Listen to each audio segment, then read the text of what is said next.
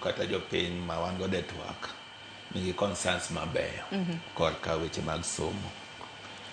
Ng'anyo ma kinde ka kinde nikech an e union to ka en weche mag loso ng'anyo kendo ani loso ng'anyo ka dwarore mondo walosi to walose to ng'anyo ok losi gi kaka onge gimomiyo ji dwa ng'anyo. Be sani adwa wacho ni e higni 5 mosekalo sekta mar somo kama wan gi unions osebedo maber korka basic education nikech winjruok osebedo godo gi sirkal e yore mabeyo momiyo koro pok wabedo gi ng'anyo.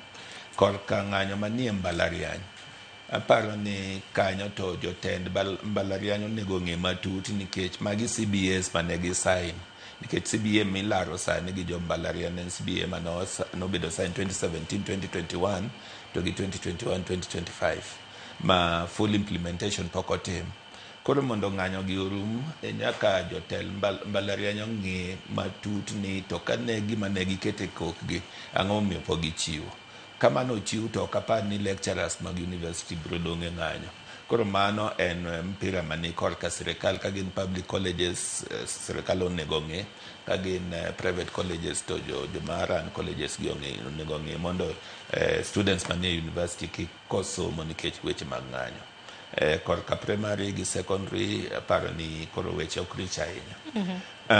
Chapo buge en gima bedo e plan ma kata sani onego bed ni reflection iluongo ni projection higa mabiro.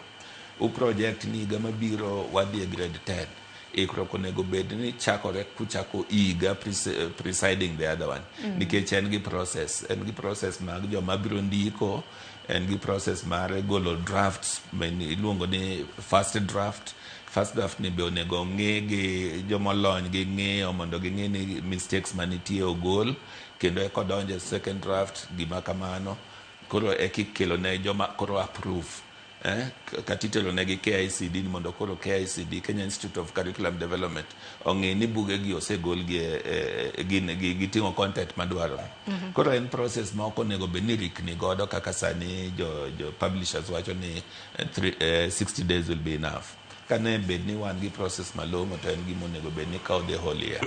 Kik wabed gi mistakes mineno jawinjre nowacho ni mistakes yudore e buge. En a process. En ni nenore ni koro one experts in working in a crisis. Emomiyo koro wayudore e weche makamago. To nego kaw time mondo wa solve problems makamago. Japenjo moro be openjo weche mag ni be free primary to gi free secondary be nitie. Onego konya duoko penjono. En onene nade? Nikech an anene ni entie to be ok entie ahinya.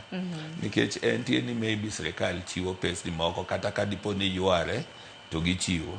Mak mana ni seche michiwe pesni gi ok bi time madwarore koro chuno skunde ni mondo dok ne jonyuol. To seche moko be pesni michiwo ok oromo. Koro be chuno ni mondo wadawagi. Koro ing'e ni mana assessment ma en bo nego ng'e kaka onene.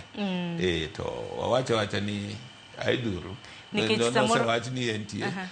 Samoro ka penjo makamano ni kapo ni nitiere free primary gi free secondary. Samoro waler negi ni tie bedo gi free primary gi free secondary otenre kod ang'o. Wageni luoro mana weche motenre kod omenda.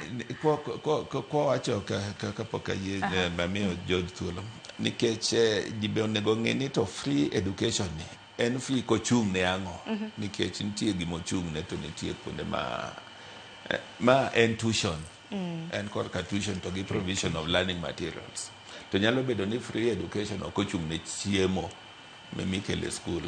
Nyalo bedo ni free education ok ochung' ne firewood. Maybe nitie gik ma maybe boarding facilities. Free education nyalo bedo ni ok ochung' ne to parent yako bed ni chip in. Koro nyaka wang'e ni to what is free education entailing. Erokamano ahinya. George minyalo mede wi mana. Erokamano. Penj maber. Aneno ka Hesbon Otieno ma wuod nyaka